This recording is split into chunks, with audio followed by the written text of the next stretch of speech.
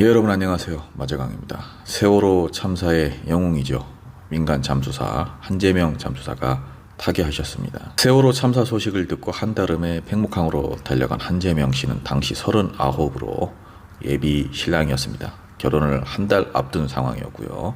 아내가 되실 분의 간곡한 만류에도 불구하고 사람들을 구조하기 위해서 백목항으로 달려갔다고 하죠. 한재명 잠수사를 비롯한 민간 잠수사 25명은 해군 안전지침 8시간을 넘어서 매일 12시간씩 잠수를 하며 구조작업을 펼쳤습니다. 구조작업을 펼치는 와중에 구명조끼 끈으로 서로를 묶고 있었던 학생들을 발견을 하고 너무나 가슴이 아팠다는 일화 다들 기억하고 계실 겁니다. 그렇게 민간 잠수사들은 2달가량 현장을 지켰고 299명의 희생자 중에 235명을 가족의 품으로 돌려보냈습니다. 민간 잠수사 25명 중 8명이 골괴사를 앓을 정도로 후유증이 심각했음에도 당시 박근혜 정부는 구조 작업을 펼치다가 발생한 상해는 해당이 안 된다면서 산업재해도 인정해주지 않았습니다. 그나마 지원되던 치료비조차 윤석열 정부가 들어오고 나서 참사 이후 10년 동안 같은 병원에서 같은 병으로 치료를 계속해서 받아왔음에도 불구하고 개연성이 부족하다는 이유로 작년 3월부터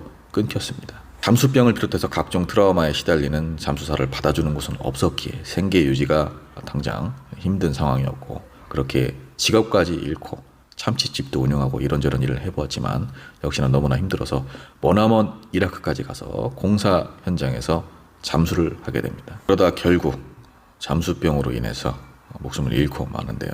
참사 현장에서 온몸을 내던진 의인이 국가로부터 제대로 된 보상도 인정도 받지 못한 상황에서 머나먼 타국에서 또다시 잠수를 하다 안타깝게 목숨을 잃게 된 것입니다. 그가 세상을 떠난 것은 지난 9월 25일입니다. 한 달 넘게 고국으로 돌아오지 못하다가 어제 발인을 했다고 합니다. 작년 49세 너무나 이른 나이에 우리 곁을 떠난 이 의인의 죽음 앞에 고작 기사 몇 개밖에 나오지 않는다는 것이 너무나 참담합니다.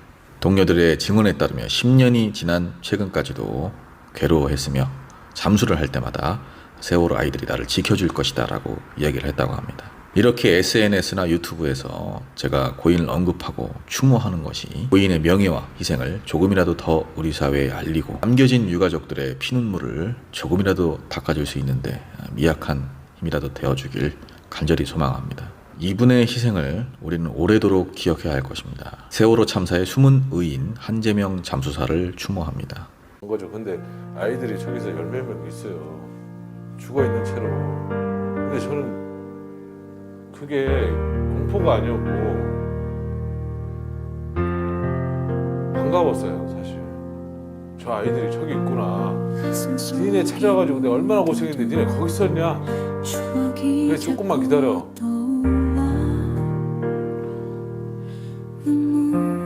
꿈 깨면 이제 같이 일하는 형님들한테 형님 저 꿈 꿨는데 어느 방 어느 그 애들이 잔뜩 모여있더라.